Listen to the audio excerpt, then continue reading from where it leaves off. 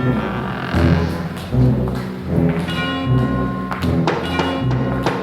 Julguem, seu podcast de pitacos na internet. We are out of order. Order! We'd like to withdraw our plea of not guilty. What is this? Just the law? What's going on over here? And enter a plea of guilty.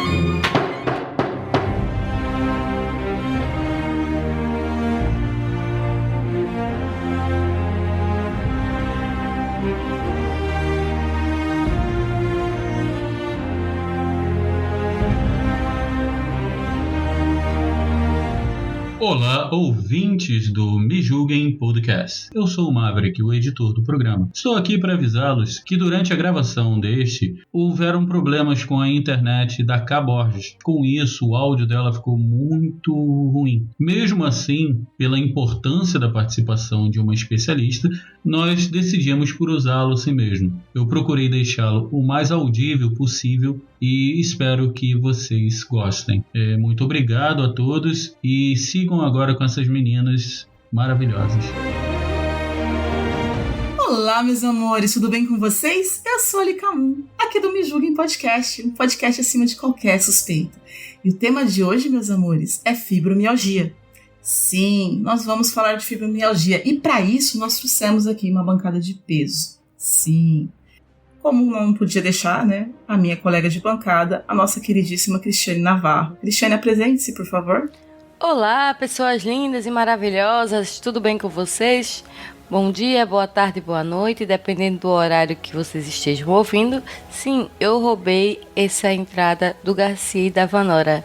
Garcia e Vanora, se apresentem! E a gente que lute aqui. E eles que lutem, né? Boa noite, bom dia, boa tarde para vocês. Aqui é a Condessa Vanora. E olá, aqui é o Garcia. E aqui também a gente trouxe a Dani, lá do DQC. Oi, Dani, se apresente, por favor. Oi, pessoal, tudo bem?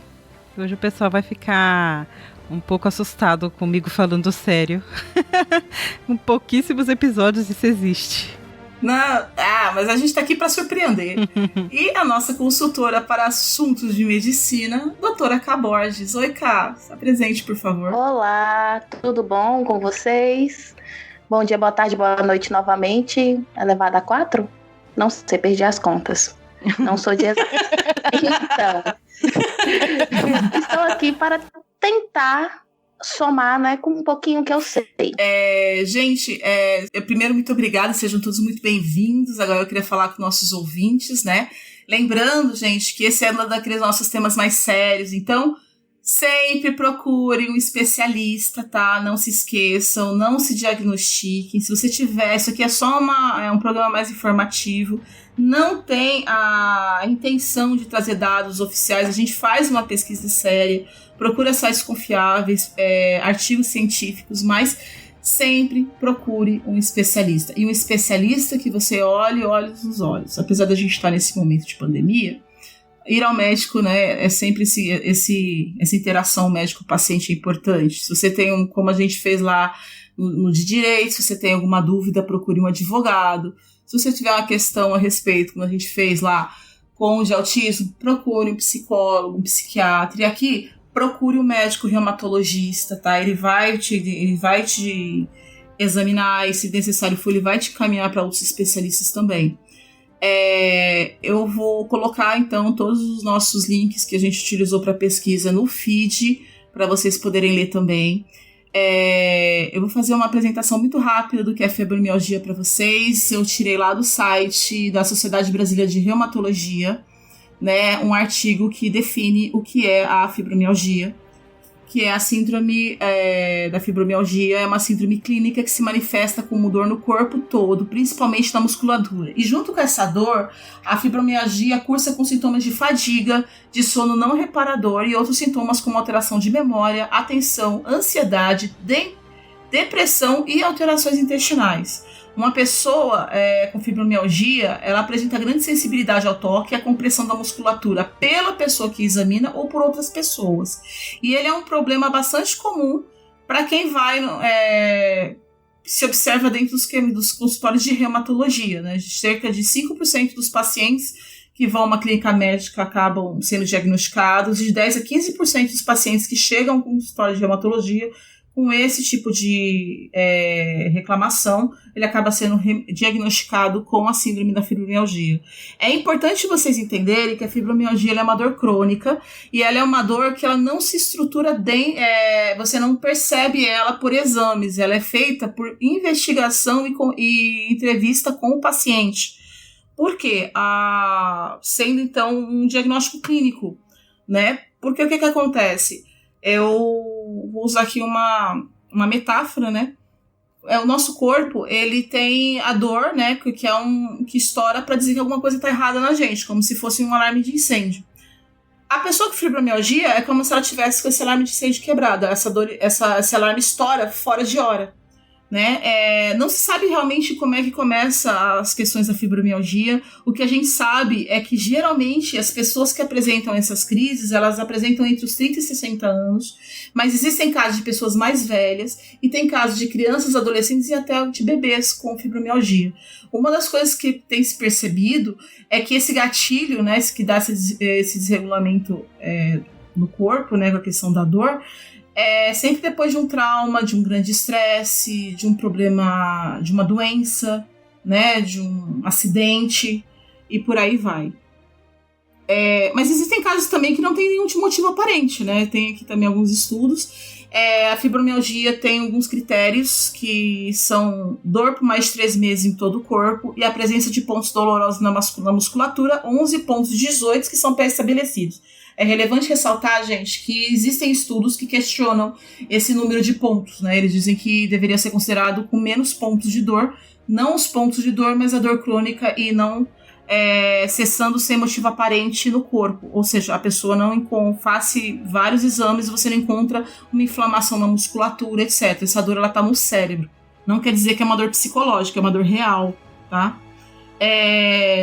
Um dos grandes sintomas, né, então, da fibromialgia é a dor difusa pelo corpo. Ele tem dificuldade de definir quando a dor começa, se ela começa de maneira localizada, ela se generaliza, ou se ela vai para o corpo todo.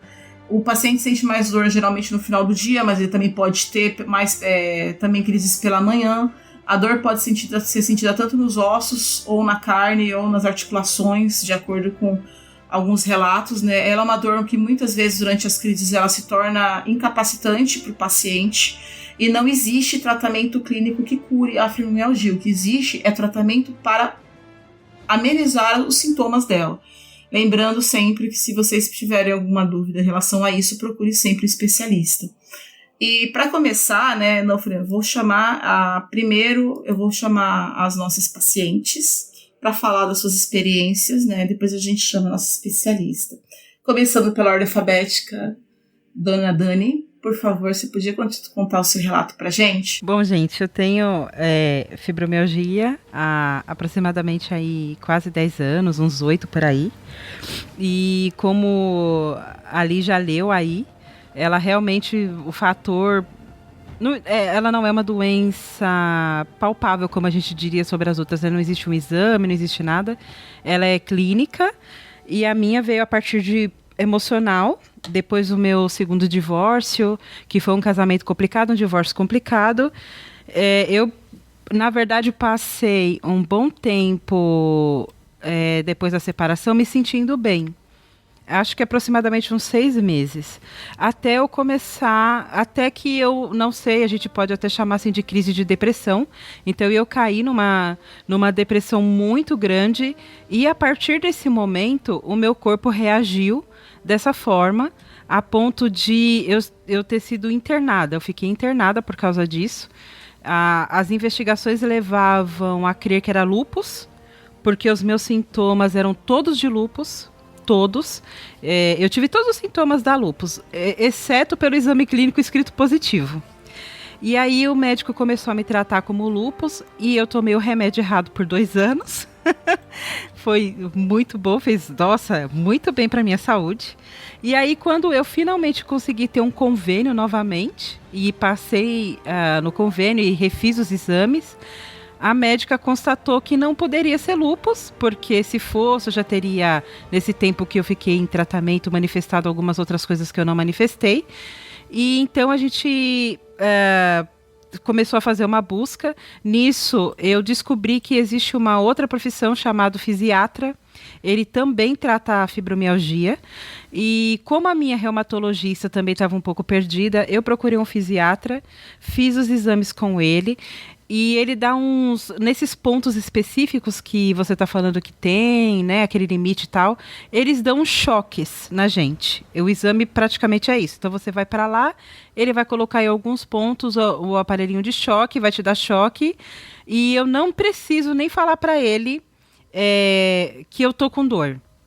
Conforme ele dá o choque, o próprio músculo reage e, de acordo com a reação do músculo, ele sabe se eu tenho ou não. Então, não foi nem eu falando que estava doendo, né? Conforme ele dava o choquezinho, meu músculo reagia e aí ele constatou que realmente era fibromialgia. E aí, desde então, eu tomei remédio um tempo, que é paliativo, né? Não existe cura, é crônico, então você só toma para ter alívios. E depois eu parei, eu não precisei mais tomar nada por 2 anos.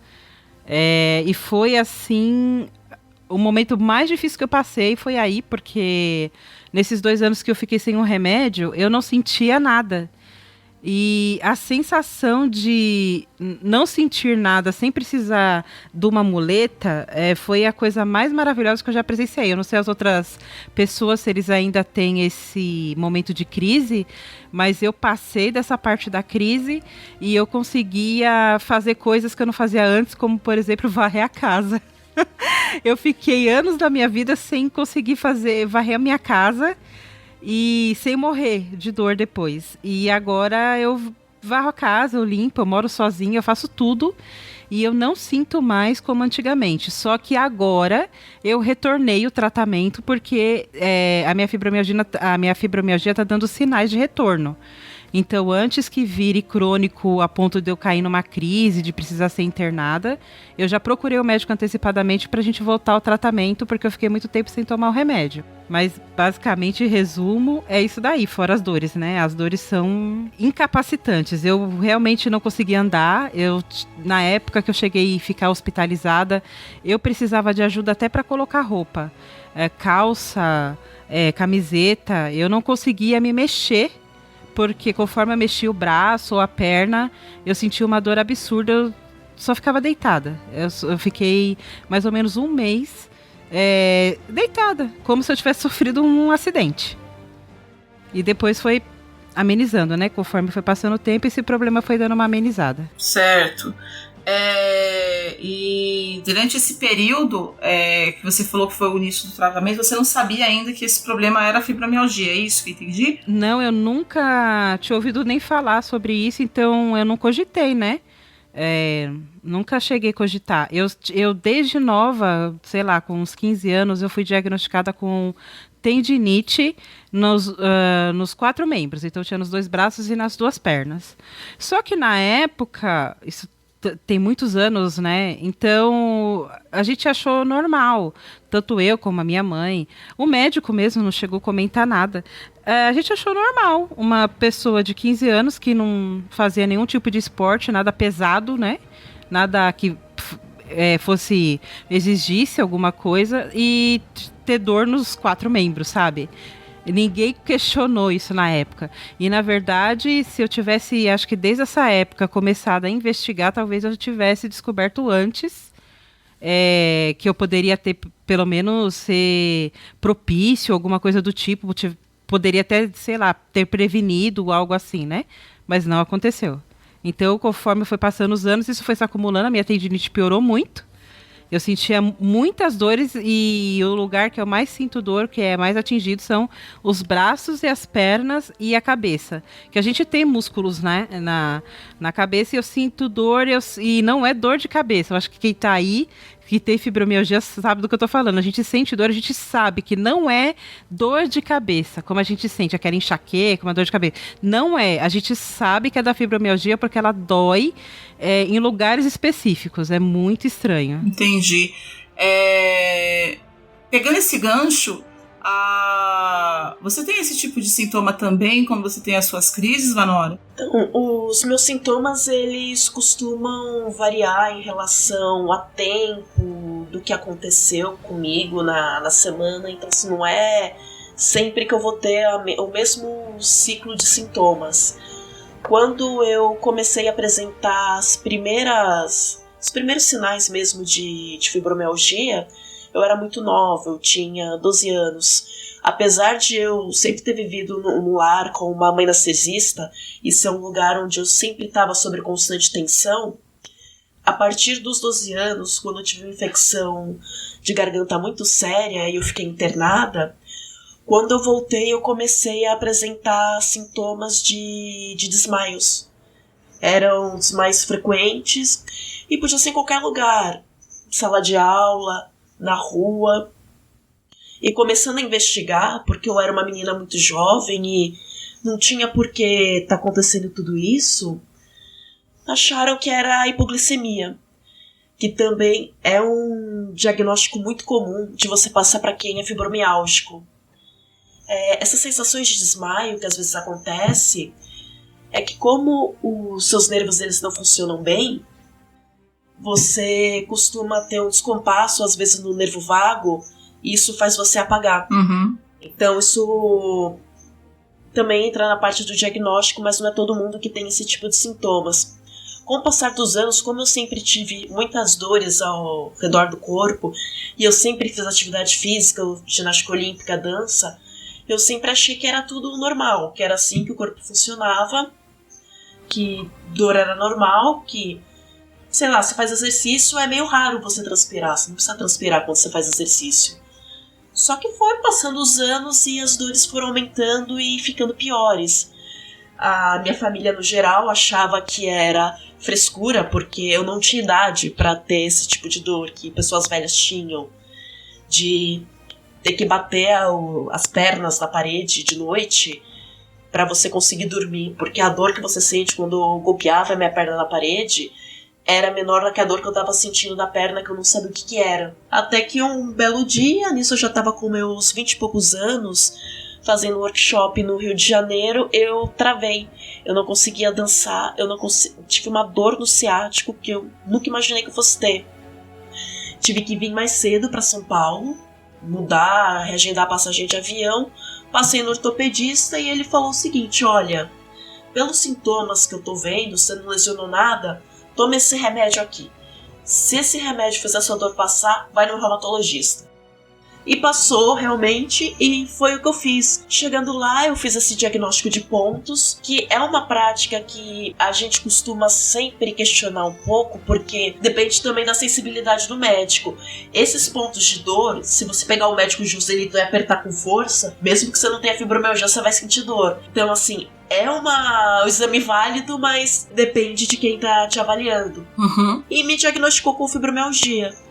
E nesse tempo fui mudando de vários médicos, testando vários medicamentos, porque a maioria deles não funcionava, até que eu cheguei em um médico que ele falou: olha, por tudo que você diz, você tem fibromialgia, mas vamos fazer mais alguns exames para descartar outras possibilidades, que o lúpus ele também é uma possibilidade muito normal, porque no começo surgiu muitas pessoas com esse sistema de dor difusa, ou você é encaixado no quadro de fadiga crônica, ou de lúpus, ou de repente te caracterizam como fibromiálgica e você tem síndrome de Ehlers-Danlos. Foi o que aconteceu com uma amiga minha, que é um quadro totalmente diferente, mas tem sintomas que se sobrepõem. Um dos exames que eu fiz para ter certeza do que estava acontecendo é a eletroneuromiografia, que é um examezinho que o pessoal de reumato faz, que eles vão pegar uma agulha, eles inserem no seu corpo, o ideal é que assim, eles vão fazer esse teste nos 4 membros. E eles vão passar uma espécie de uma onda de rádio. Esse exame, normalmente, para pessoa que não tem tendinite, que não tem nenhum problema reumático, é tranquila, ela não vai sentir dor. Eu terminei esse exame inconsciente. O médico ele teve que parar, porque eu já não respondia mais.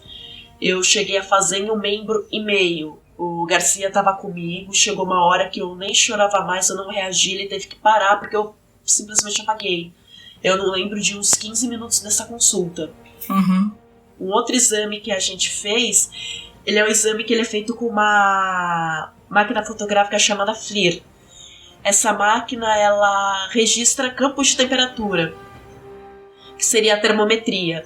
Como existem estudos que algumas áreas de quem tem fibromialgia, elas são mais frias por natureza, você faz esse exame que ele vai te fotografar ali, nua, tal, de várias posiçõezinhas, aquilo vai gerar um gráfico que o seu médico vai interpretar. Tendo a apresentação dessas áreas e exame de sangue também, que existem algumas alterações hormonais, que são características da fibromialgia, ajuda você a fechar o quadro com mais segurança. Mas não é um exame que te dá 100% de certeza. É muito de todo o quadro do paciente. E mudando de reumatologistas, demorei acho que uns 6 anos para achar um conjunto de medicamento que me ajudasse. Eu tive épocas que reumato mudou de cidade, fiquei sem medicamento nenhum e fiquei completamente acamada. Eu não conseguia levantar da cama para ir no banheiro.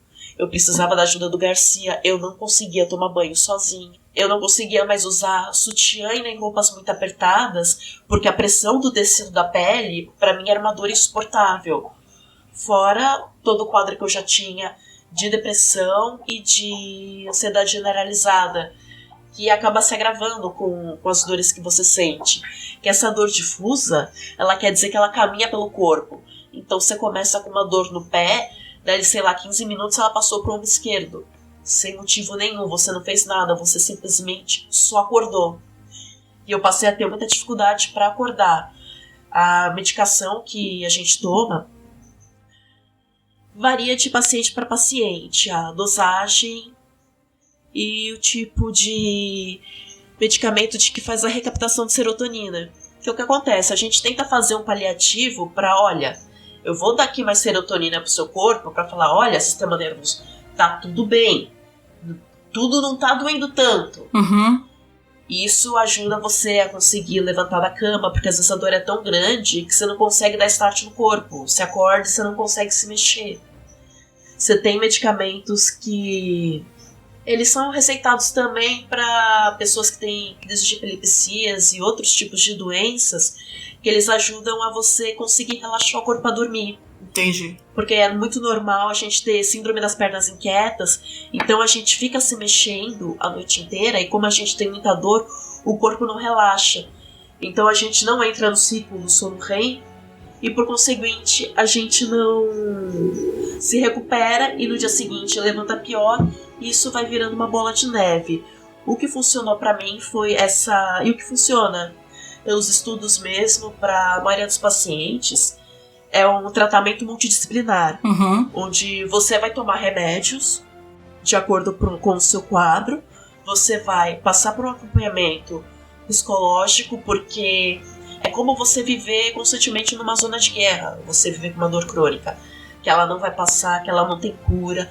Na maioria esmagadora das vezes, o paciente ele não tem apoio da família, nem do parceiro, costuma ser abandonada pelo parceiro, porque ninguém entende a dor que você sente, as pessoas acham que é frescura, elas acham que é loucura, elas acham que esses sintomas não existem e você acaba ficando isolado, você acaba não conseguindo trabalhar porque o patrão ele não entende como num dia você tá bem e no outro dia você não consegue chegar no trabalho. Entendi. Então você acaba ficando isolado da sociedade, você precisa desse enfrentamento, de entender como lidar com isso, como lidar com esse luto.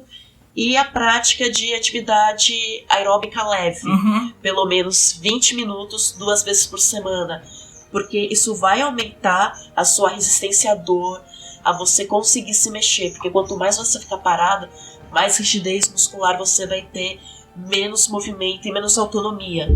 Então são essas 3 frentes que você tem que trabalhar para conseguir ter uma... Você não vai voltar a ter uma vida normal do jeito que você tinha antes, mas você vai conseguir viver com o mínimo de dignidade.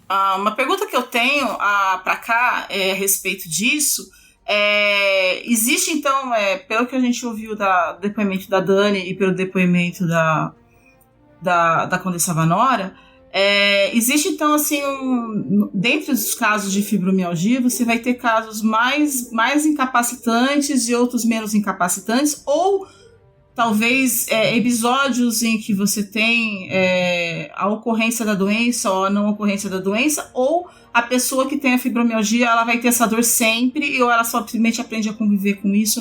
Só uma dúvida que eu tenho sobre isso. Vai ter sim, ela pode ser sim sazonal, dependendo do desbalance, né, hormonal da pessoa. Porque o que acontece com a fibromialgia? Ela é uma síndrome. Toda síndrome ela é composta de quê? São 2 cernes. São sinais e sintomas. Então, o que vai acontecer na fibromialgia? Ela vai incrementar a resposta da dor de 2 vias, de 2 modos.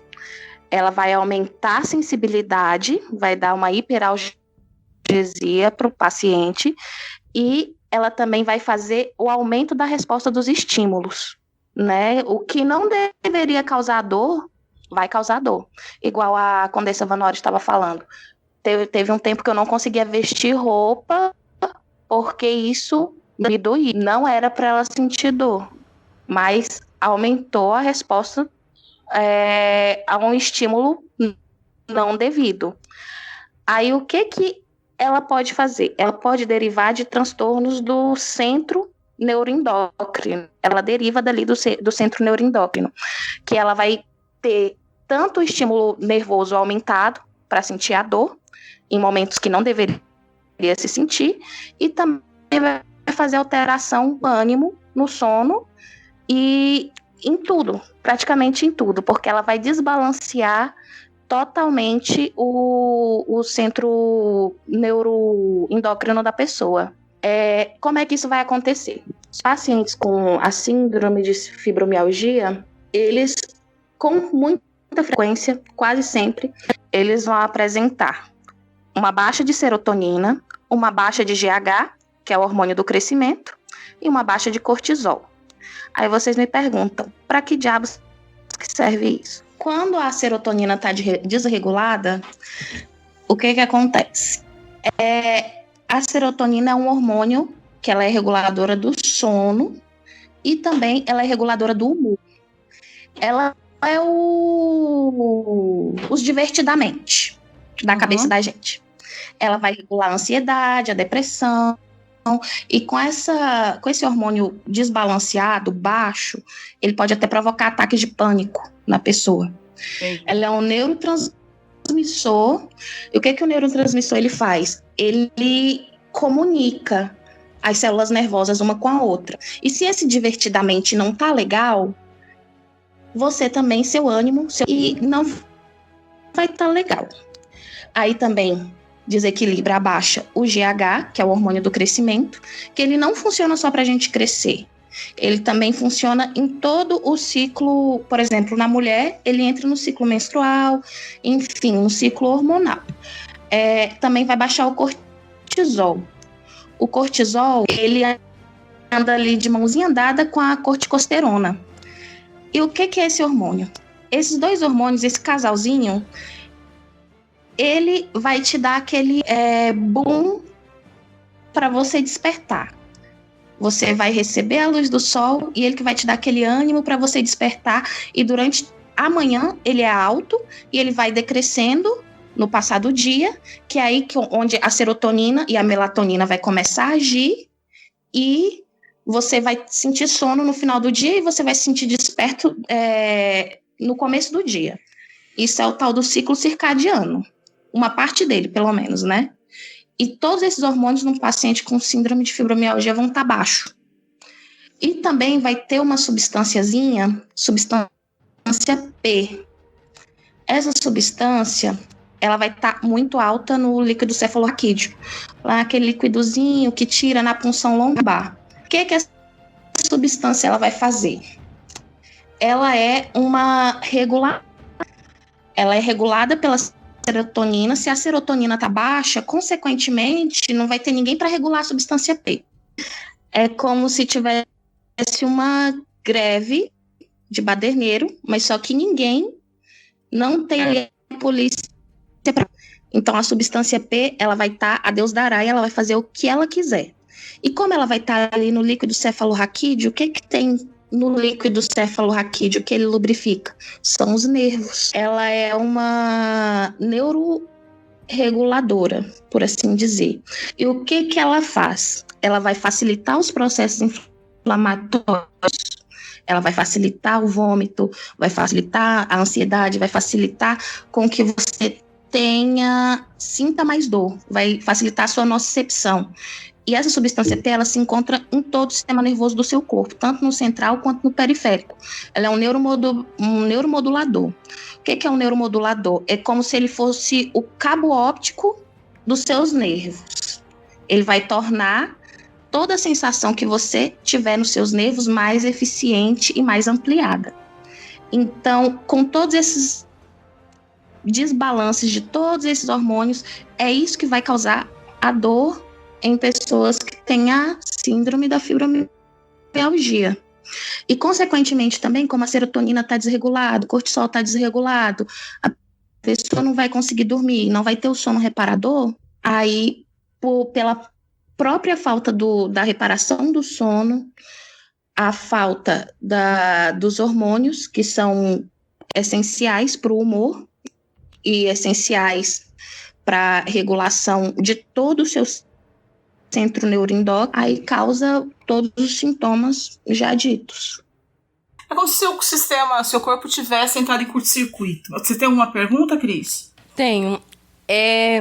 Nesse estudo que a Lica fez, né, que a gente fez, e que ela citou no começo do episódio, que eu também fiz a pesquisa junto com a Lica, tem dizendo que a maioria das pessoas que tem fibromialgia, ela tendem a ter depressão também. Mas não significa que todas as pessoas que tenham fibromialgia vão ter depressão.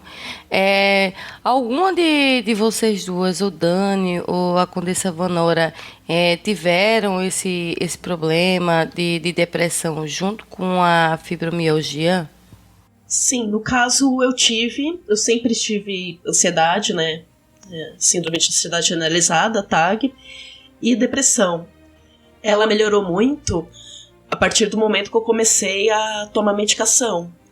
Posso estar melhor fazendo o acompanhamento direto com psicólogos para você trabalhar questões, mas para mim eu senti que essa questão de equilibrar um pouco a química no cérebro me ajudou bastante a conseguir lidar com as coisas e a ser um pouco menos ansiosa. Ainda sou muito, mas ajuda a segurar um pouco. Entendi. Você, Dani? Também foi associado a um quadro de depressão, mas eu nunca cheguei a fazer tratamento com psicólogo, nem psiquiatra, nem nada. Eu tomava somente o remédio e só tomando o remédio já se percebia uma melhora, então não foi preciso fazer outros tipos de acompanhamento. Eu fazia somente mesmo com o reumatologista e a fisiatra em conjunto. Tem uma pergunta pra você, Dani. Você falou que tomou por muito tempo um remédio pra lúpus, né? Que é um remédio totalmente errado, você deve ter feito super mal pro seu corpo. E quando você começou a tomar a medicação correta, qual medicação? Gente, eu tô pesando essa pergunta, mas não é pra você se medicar entre ouvintes, é só questão de informação. Qual a medicação que você foi tomar, assim, que você percebeu que deu uma melhora na sua qualidade de vida, digamos assim? Isso é uma doença crônica. Tem um remédio para dor que, na verdade, como eu parei de tomar, eu fiquei, como eu falei, 2 anos sem nenhum tipo de remédio, mas eu estava vivendo bem, estava vivendo normal. Então, o de dor específico, eu esqueci o nome. E eu até tenho a consulta com o reumatologista marcado justamente para ele me passar o para dor. O que eu tô tomando, e o que é a mesma coisa que eu tomava antes, ele é o Velija, e na bula dele ele já fala que é para tratamentos de fibromialgia associados com a depressão. Uhum. Isso já vem na própria bula dele mesmo. E para mim, que tomo ele assim desde o começo, né, eu vejo muita melhora. Pelo menos para mim funcionou. E eu não precisei mudar ainda por enquanto, né? Vamos ver, não sei se o novo médico vai querer testar novos medicamentos, alguma coisa, mas para mim ele funciona muito bem. Entendi. Manuela, você falou que passou por vários médicos, né, vários especialistas, hematologistas, e você passou por vários tratamentos, assim. Sim. Até conseguir encontrar uma medicação que te fizesse melhor, assim. Tem algum tratamento alternativo que você chegou a fazer, proposto pelo próprio médico para que você tivesse uma melhora da qualidade de vida? Olha, proposto, alternativaço, assim, proposto pelo médico, não. Comecei com o combo básico, comecei com citralina, não funcionou muito bem, passei um bom tempo tomando Velija, que é a duloxetina, não reagi bem a ela, eu ganhei muito peso, eu saí do tipo de 50 quilos que eu pesava, passei para quase 70 de inchaço de retenção de água, de líquido no corpo, e depois eu falei isso com a outra reumatologista com que eu me consulto atualmente, e ela falou assim, olha, o que acontece é o seguinte, a gente tem o composto ali do duloxetina. O primeiro remédio original que propuseram para o tratamento da fibromialgia é o Cymbalta, que também é a duloxetina. Fizeram outras versões dele, que é o Velija. O Velija ele é uma versão também do Cymbalta. É duloxetina, só que você tem o componente farmacológico. Que cada um vai ter uma dosagem diferente. Então, o Cymbalta funcionou muito bem pra mim. De uma forma que o Velija não funcionava. E é a mesma dosagem que eu tomo e a mesma duloxetina. Então, isso é muito comum. Eu tomo um outro remédio chamado baclofeno, que ele ajuda a diminuir a rigidez da musculatura.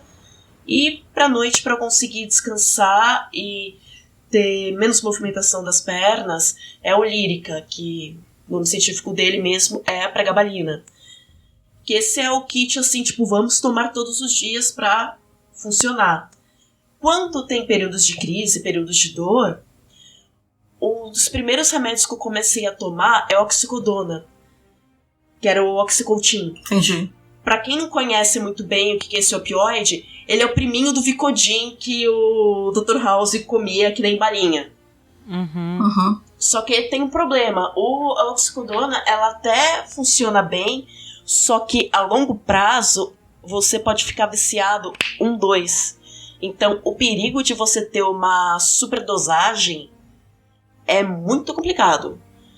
Então por isso que é um remédio que você não toma sem receita. Então essa nova médica, ela falou assim, olha, vamos tentar tomar uma outra opção, que é o tramadol. Ele também é da classe de opioide, só que ele tem uma ação melhor e ele não vicia tanto. E realmente, assim, hoje em dia eu tomo muito menos remédio pra quando eu tô com dor do que eu tomava na época que eu usava oxicodona. O que funciona, assim, de tratamento diferentão. Tem atividade física que eu faço com um grupo maravilhoso, abençoado, que tem no Mackenzie, que é um grupo dedicado à pesquisa e a estudo de fibromialgia. Então lá tem pessoas de várias idades com fibromialgia, com vários quadros diferentes, que a gente faz as atividades físicas e tal. E outras coisas que a gente tem testado é a prática do mindfulness ou prática de meditação. Que o mindfulness ele é menos agregado a qualquer tipo de corrente religiosa, então acho que é mais fácil para qualquer pessoa de qualquer religião e até quem não tenha praticar, que é o controle da respiração, você fazer o body scan, que é você perceber as áreas do corpo que você está com dor, tentar mandar um comando de relaxamento, se reeducar a respirar, para isso dar uma acalmada no corpo, você perceber as coisas melhor. O exercício físico, né, que é aeróbica é de baixo impacto, porque não dá pra você simplesmente, sei lá, entrar doida numa aula de zumba da academia ou numa aula de natação normal, que não vai funcionar bem pra você, porque a gente tem necessidades diferentes do corpo de uma pessoa normal. Quem puder praticar, que tem esse quadro de fibromialgia, e puder praticar a fisioterapia na água, numa piscina aquecida a 38 graus, os estudos que a gente tem indica que é muito bom. A gente consegue uma mobilidade melhor, só que não pode ser na água gelada. Tem que ser na água quente mesmo, com auxílio de fisioterapeuta, tal, numa piscina climatizada. Isso é muito bom. Você tem um avanço assim de melhora da dor muito rápido. O que a gente tem em teste agora é estimulação. Como é que é o nome? Neuromodulação. Uhum. Como é que é o nome certinho disso, doutora K? Aquela estimulação transcraniana. Acho que é isso, estimulação transcraniana. Estimulação transcraniana. Pra ver os pontos, né? Isso. Estimulação transcraniana. Exato, porque nas pesquisas a gente descobriu que tem uma área X do cérebro, um pedaço ali, que parece que ele tá mais ativo quando o paciente está em crise. A gente ainda tá pesquisando, só não descobriu o ponto certo ainda. Lugarzinho certo, porque como é uma doença que existe há muito tempo, mas só agora ela tá sendo melhor pesquisada, ainda vai levar um tempo pra gente conseguir acertar certinho. Uma coisa também que tem dado muito resultado é a ingestão do canabidiol. Tanto, aí vai depender de como é receitado.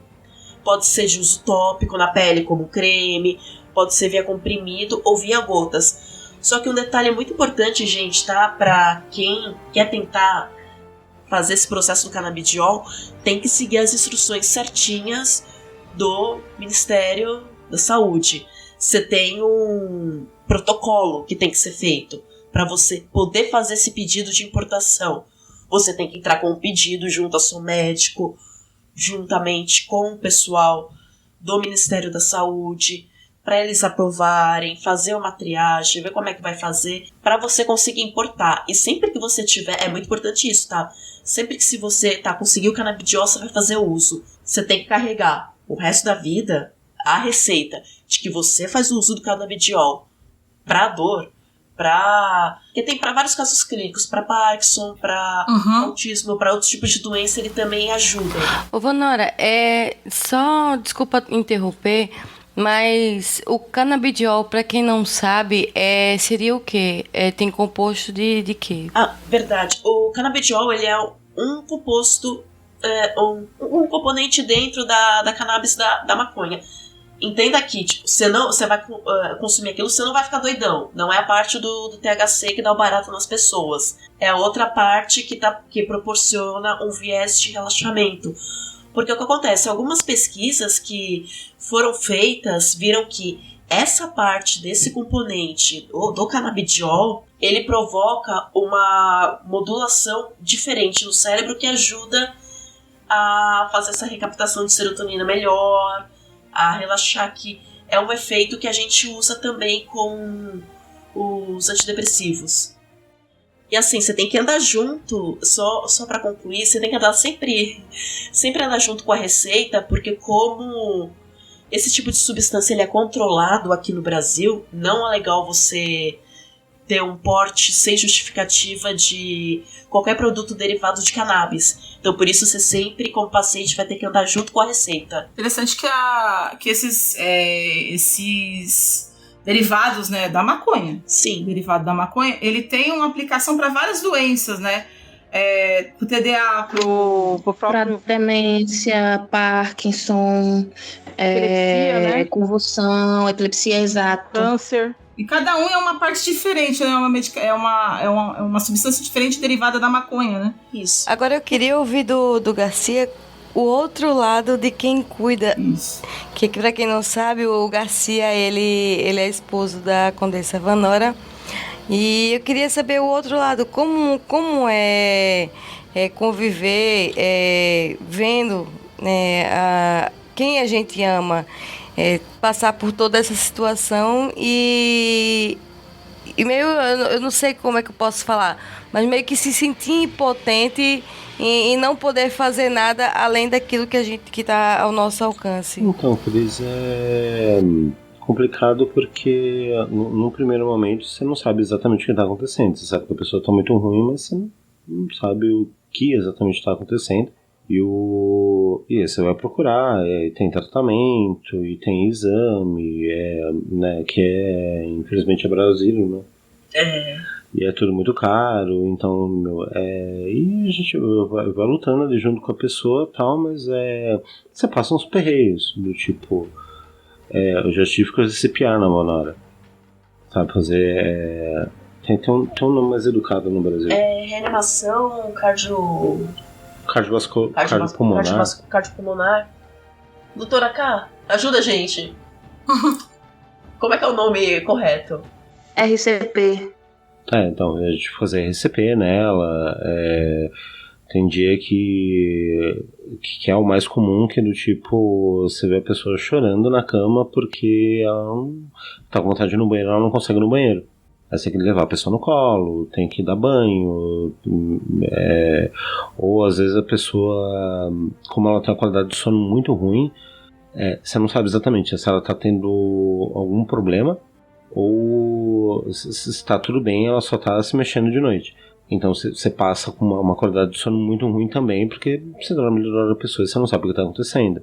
E o resto do tempo é tentando ver se a pessoa fica animada, ver se a pessoa precisa de alguma coisa, porque às vezes ela não fala, porque quem tem doença crônica sempre está mal, de modo geral.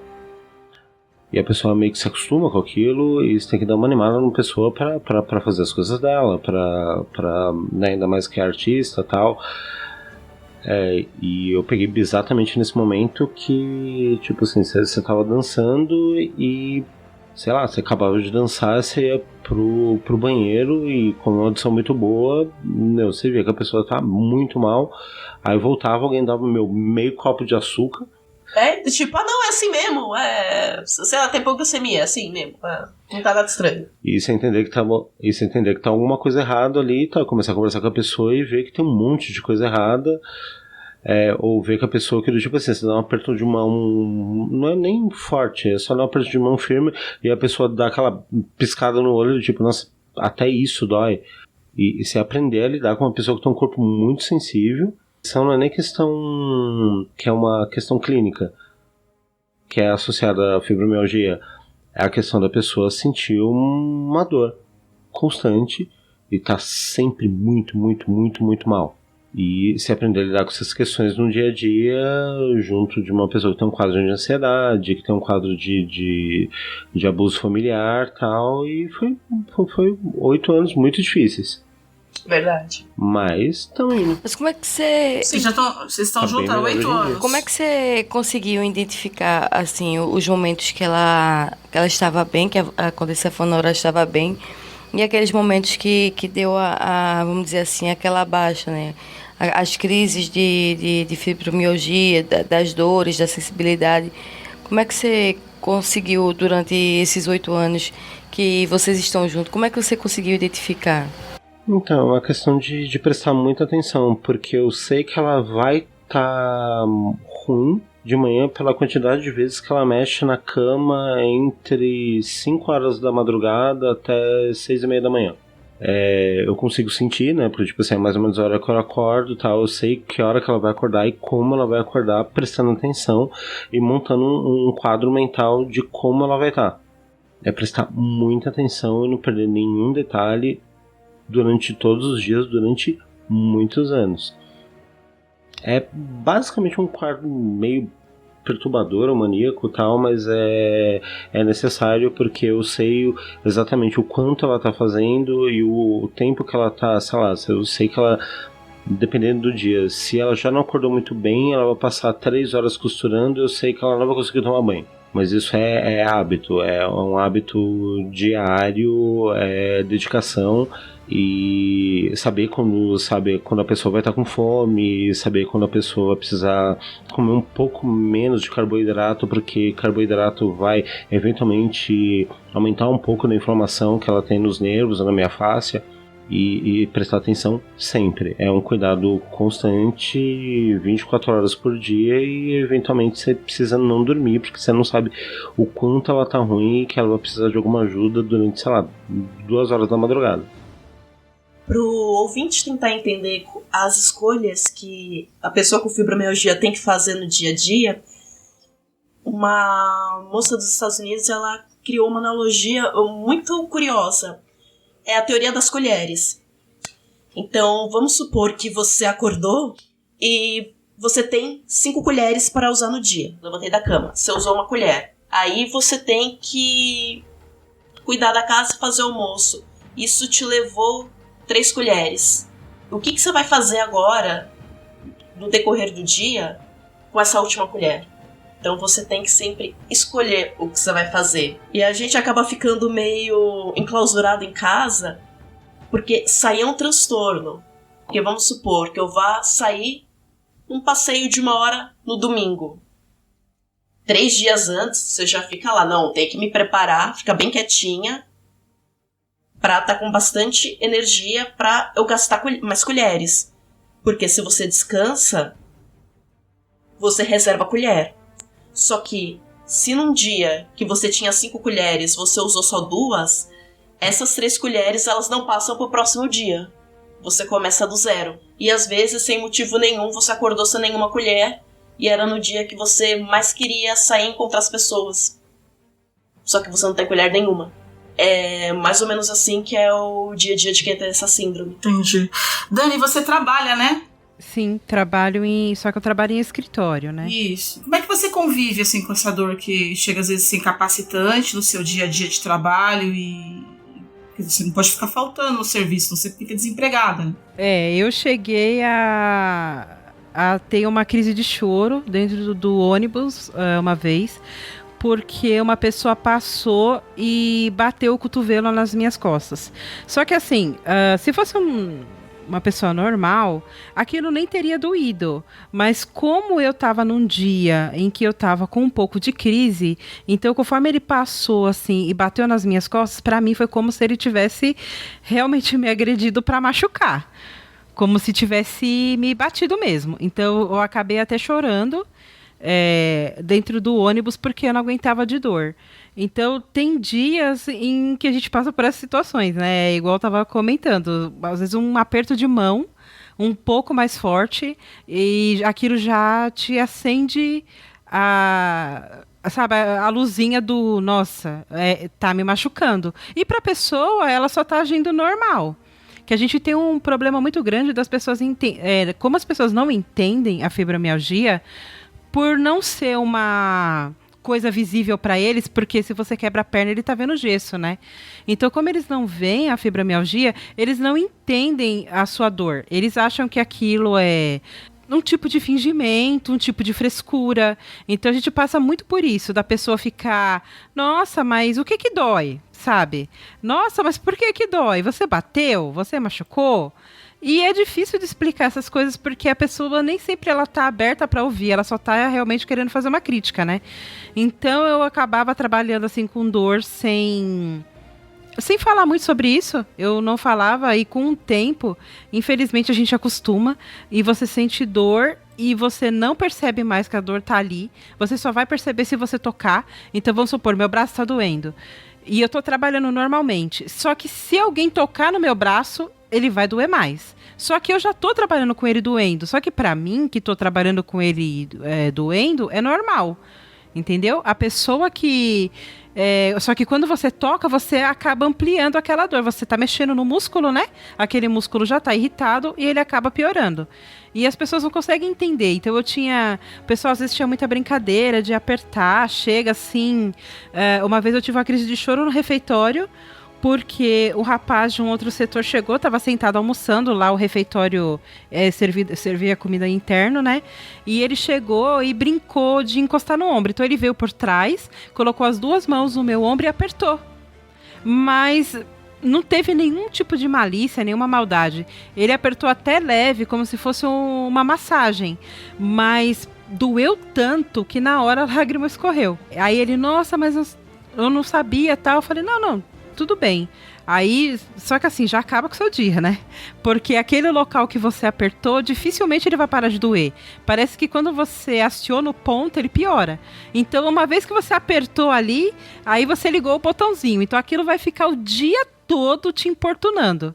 assim, é difícil de, como eu falei, é difícil de explicar para as pessoas como é que funciona, porque quem está de fora não consegue entender, e a gente que está dentro, é difícil expressar o sentimento de, olha, dói tudo. A pessoa fala assim, não, mas não é possível. E, na verdade, é possível. Existe isso, né? E que nem o fato do dormir. Eu sofro muito com o problema da insônia, porque assim, eu durmo, eu deito e durmo. O meu problema, eu não descanso. Eu acordo como se eu não tivesse dormido a noite inteira. É como se eu não tivesse pregado os olhos. Então, conforme eu já levanto ruim.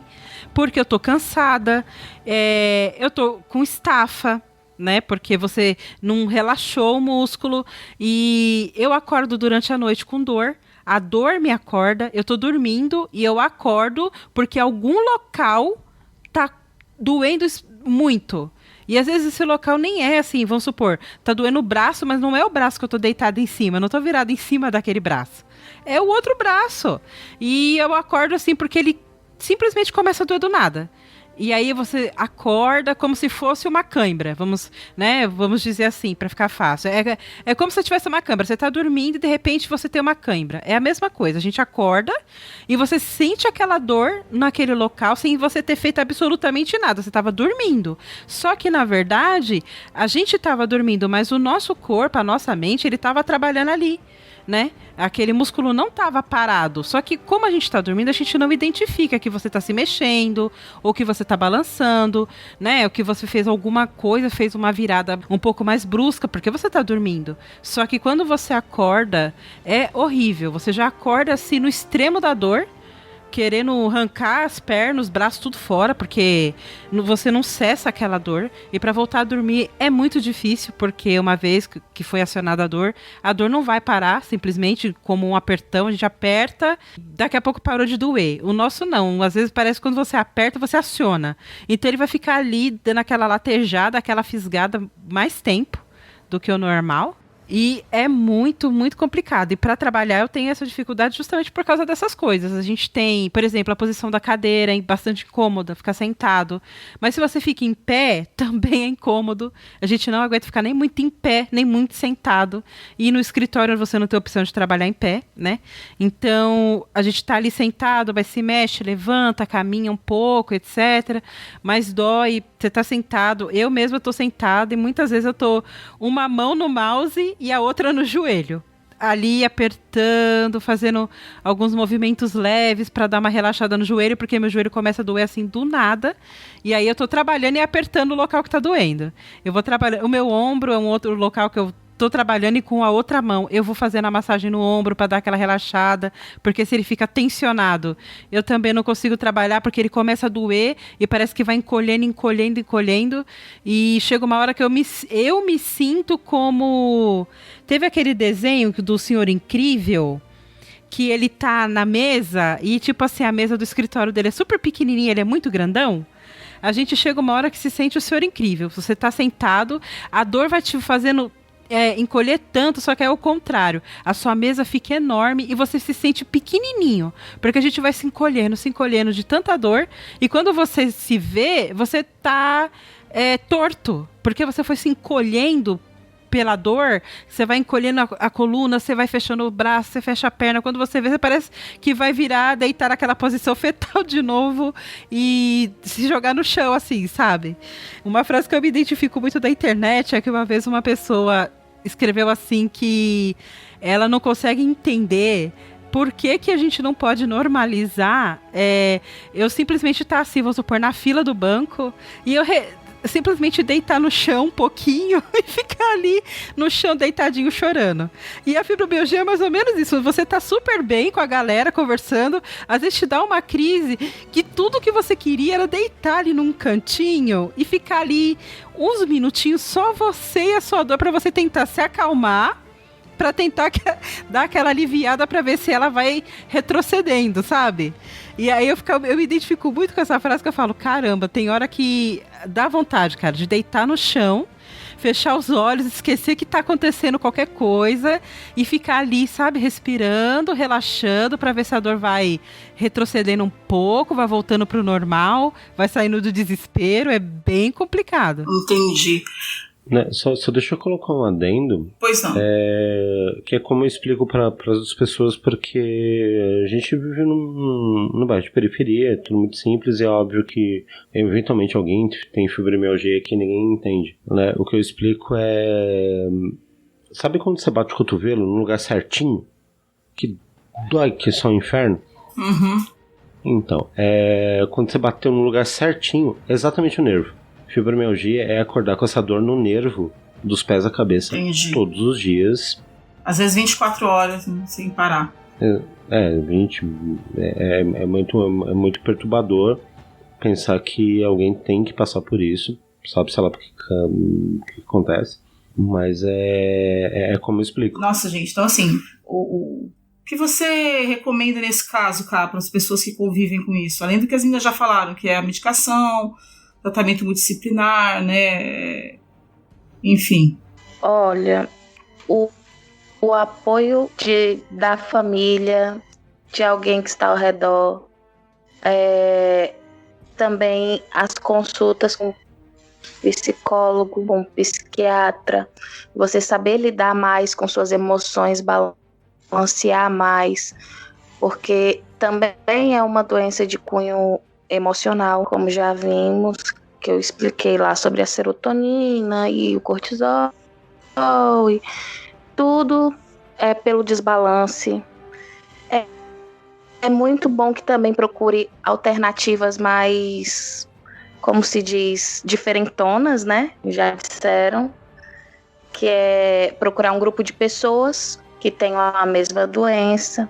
Isso também vai ajudar bastante, porque um vai apoiar o outro, e somente quem tem fibromialgia vai saber como é se sentir, como se sente quando ativa um ponto de gatilho, igual a Dani aí falou, que às vezes você está dormindo e está se mexendo, e durante a noite você ativa um ponto de gatilho e começa a doer, e dói durante o dia inteiro. Somente outra pessoa vai saber como é viver com isso, como é conviver com isso. Então, o melhor é procurar apoio, procurar o tratamento multidisciplinar, e se tiver alguma graninha a mais para despender, porque a gente sabe que o Sistema Único de Saúde, infelizmente, não cobre tudo, e tudo é muito caro, para alternativas diferentonas, né? A meditação, a acupuntura.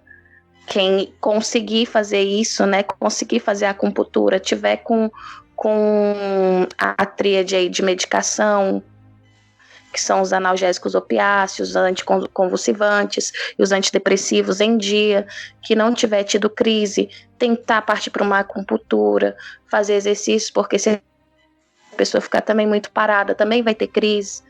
Então, é bom que tente todo o método, porque até agora só souberam uma parte de como a doença acontece, de como ela é desencadeada. Só uma parte, que são transtornos pós-traumáticos muito fortes ou não, mas a maioria das incidências ocorre na população que tem um transtorno pós-traumático depois de estresse muito grande. É procurar mesmo, não tem aquela, como diz o Dr. House, é aquela etiologia idiopática, que o idiota do médico ainda não descobriu como é que funciona. Só parte dela foi descoberta, que é a parte hormonal. Certo. A parte hormonal foi descoberta até certo ponto. Mas a outra parte de como faz isso, sem usar os recaptadores, inibidores de recaptadores de serotonina, sem usar os anticonvulsivantes, sem usar os opiáceos, ainda não foi descoberto. Então, é importante plenamente que até pouco tempo atrás, menos de 20 anos atrás, era considerada uma doença psiquiátrica. Não davam muito crédito para quem dizia que sentia as dores.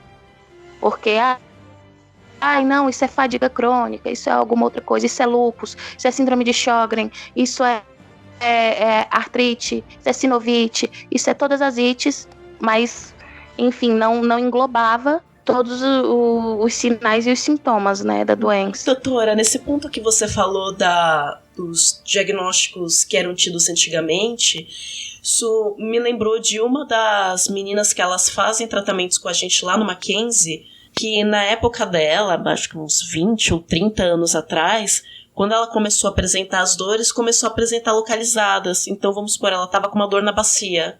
Fizeram uma cirurgia na bacia dela. Ela ficou com dor no pescoço. Fizeram outra cirurgia.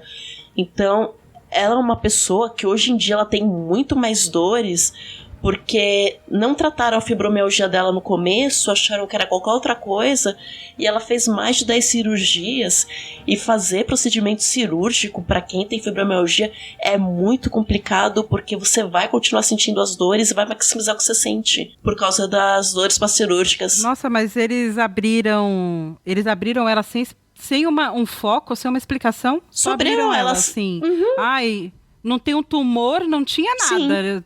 A justificativa era abrir. Ai, olha, eu achando que tomar remédio errado era um absurdo. Do fibromialgico. Porque, igual eu li num livro aqui, que eu procurei, enfim, porque não é meu ramo de atuação, é reumatologia. Meu ramo de atuação é a clínica geral. Mas é bacana também a gente entender para outras áreas, né?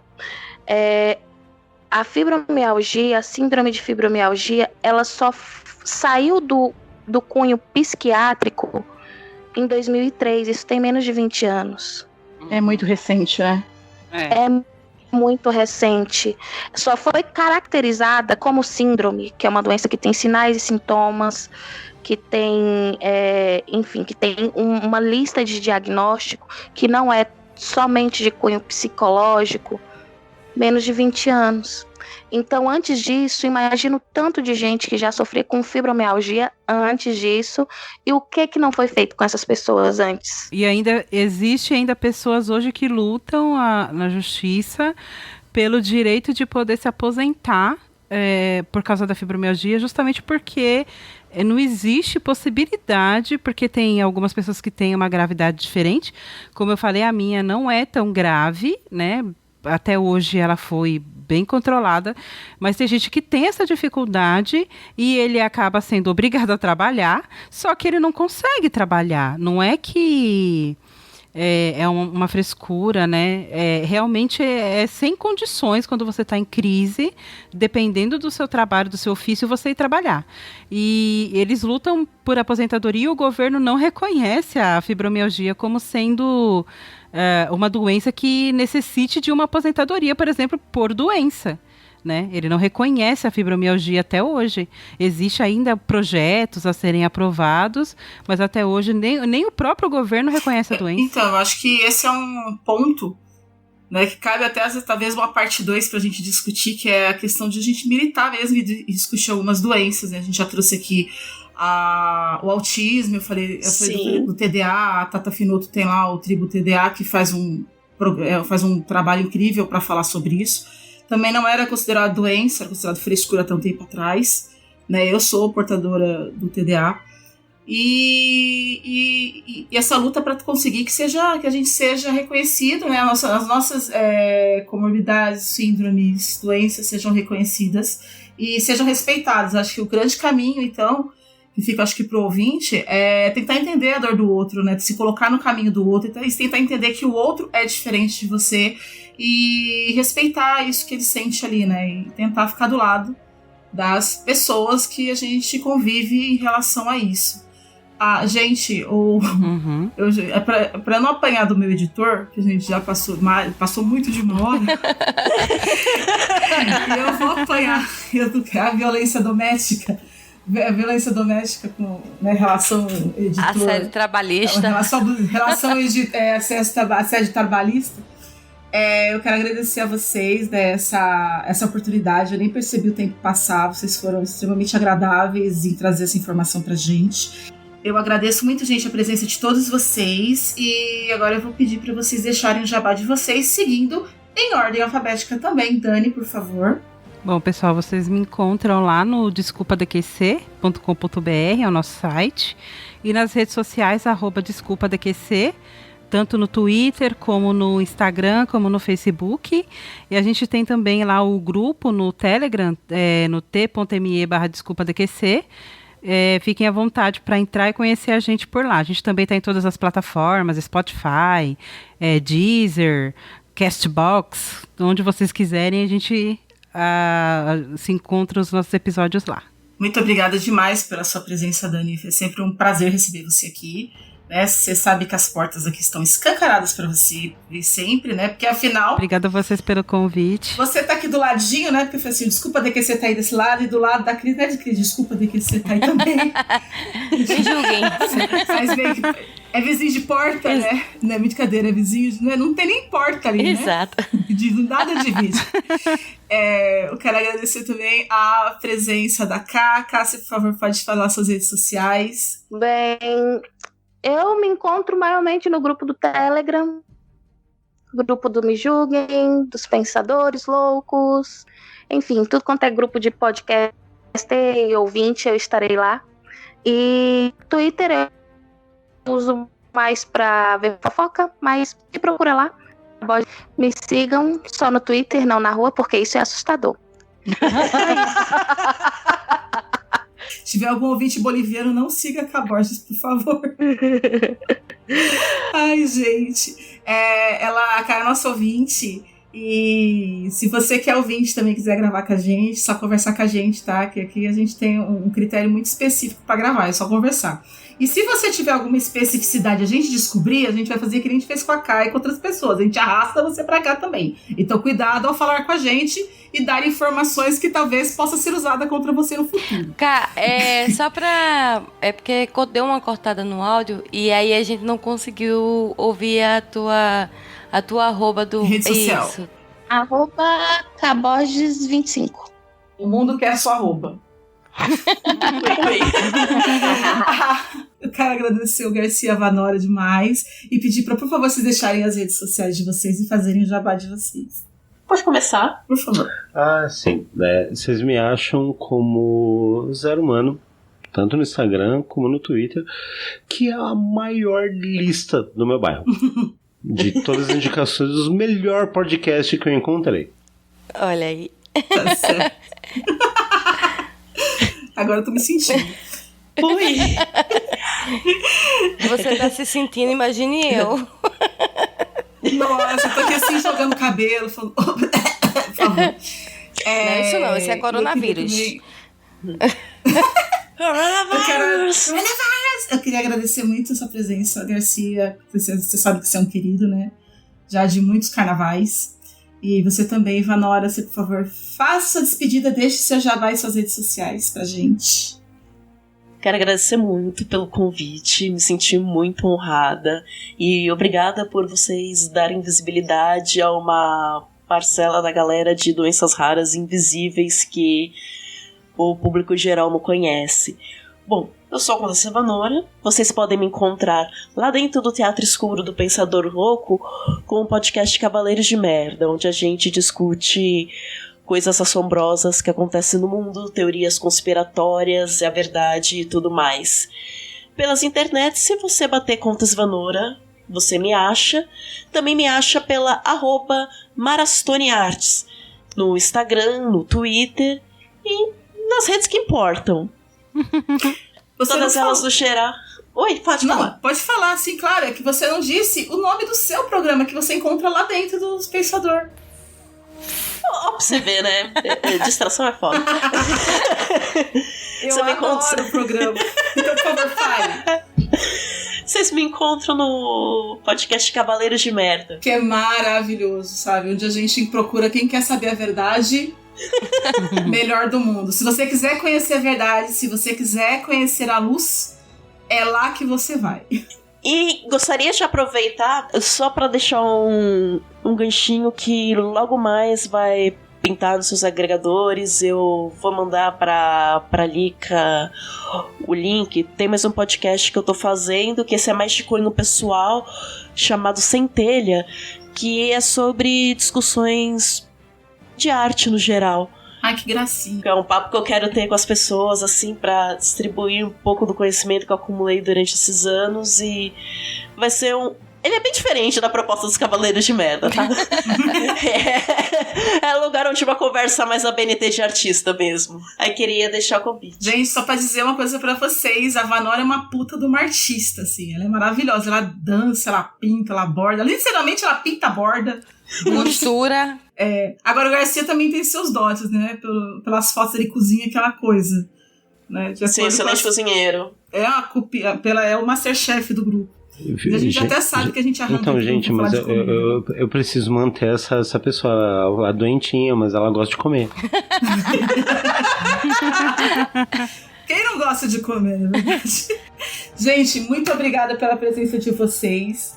Vocês foram maravilhosos, de verdade. A gente precisa se encontrar para fazer uma parte 2 e discutir também essa questão da luta pelo reconhecimento dessas doenças pelos órgãos governamentais e pela própria sociedade. Acho que a gente já tem fazendo várias doenças em cima disso e acho que era legal trazer, depois juntar essa galera pra gente discutir como é que estão essas políticas e o reconhecimento social. Fala, amor. Inclusive, queria deixar a dica pro pessoal que quando você tem esse tipo de doença, que são doenças assim, não comuns, né? São um pouco mais raras e mais difíceis de você ter uma pessoa para discutir sobre elas. Eu queria dar a dica para vocês assim, sempre pesquisem, tá? Entra no Google, procura sites confiáveis como o próprio site de reumatologia, leia bastante. O Drauzio tem vídeos sobre a fibromialgia. Então, assim, procura saber. E se você for no seu médico e ele não for uma pessoa aberta à discussão, ele só quiser te medicar, coisa assim, sem te ouvir, não tenha vergonha de mudar de médico. Procurar uma segunda opinião, uma terceira nunca é um erro. E eu digo isso porque justamente já tomei medicamento errado por causa disso. Passei o mesmo problema assim com descoberta de diabetes, de médicos se desentenderem, um falar uma coisa, outro falar outra, um manda parar o remédio, outro manda continuar. Então, assim, pesquisa, porque a gente antigamente, como a gente estava falando há 20 anos atrás, a gente não tinha onde buscar. A palavra do médico era a palavra de Deus. Ele falou, ele estudou para isso, você confia cegamente. Mas hoje a gente tem como se informar, não para ficar criticando o diagnóstico que ele está te dando, e sim para você ter confiança nas palavras que ele te passa, que você já leu, então você sabe o que ele está falando para você. Quando ele está te explicando, você vai entender também o que ele está querendo te dizer, e a partir daí você vai entender se aquilo cabe para você ou não. Isso é muito importante porque doenças, vamos dizer assim, mais comuns, as pessoas trocam muita informação entre si, mas essas doenças que não são tão comuns e são um pouco mais raras, às vezes a gente não tem com quem conversar. Então, a pesquisa nesse momento é muito importante para a gente como ser humano, como essa, por exemplo, de saber que ela não tem aprovação pelos meios judiciários para nada. A gente não tem nenhum tipo de benefício como remédio de graça, mesmo sendo uma doença crônica, nada, entendeu? Não existe nenhum tipo de vantagem. Então, a gente saber isso é uma arma muito importante também para a gente ir em direção, não vamos dizer a cura porque é uma doença crônica, não tem cura, mas para você ter um tratamento apropriado, né? A informação nesse caso é tudo. Gostaria de complementar o que a Dani disse para quem tá aí do outro lado do fone, que descobriu que tem alguma doença crônica, ou que tem a síndrome de fibromialgia, você não está sozinho. É de extrema importância que você procure grupos de pessoas com a mesma síndrome para trocar informações. De extrema importância também estude muito sobre a sua síndrome. Você vai ser o melhor defensor de você mesmo e a melhor pessoa para cuidar de si, apesar de muitas vezes você precisar de um cuidador. Pesquise muito fontes confiáveis, leia livros, procure papers, procure pesquisas, porque é muito importante, porque por mais que os médicos eles estão trabalhando ali para o seu bem, eles não sabem tudo. Algumas pesquisas você pode comentar, olha, eu ouvi uma pesquisa, você pode verificar se isso se adequa ao meu caso, se isso pode te ajudar. Você tem que ter uma relação de muita confiança com o seu médico, que essa relação que vai possibilitar que você tenha uma melhora de vida e entenda que é possível, mesmo você tendo doença crônica, é possível você viver com dignidade, você viver com respeito. Nunca se esqueça disso. E se você não tem tanta confiança no seu médico, então é hora de trocar. Não hesite em procurar 4, 5, 6, 10 opiniões. Troque. porque é de suma importância que você confie no tratamento, mas não se jogue de olhos fechados. Sempre tem que pesquisar, gente, sempre tem que pesquisar.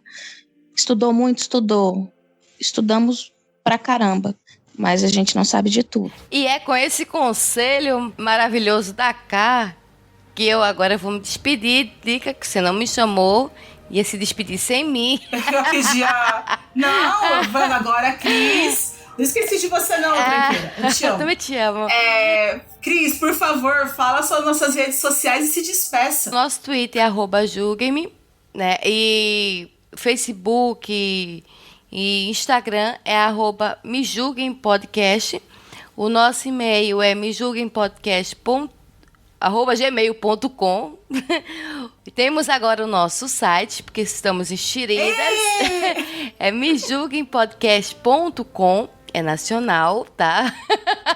Ou internacional. Mas a gente quer quis.com porque a gente é chique. É internacional, é mundial, aliás.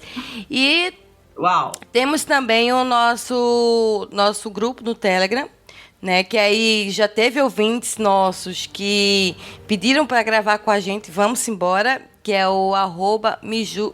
Como é? T.me. T.me, me julguem podcast. Quem quiser me seguir nas redes sociais. Tô jogando na sua cara.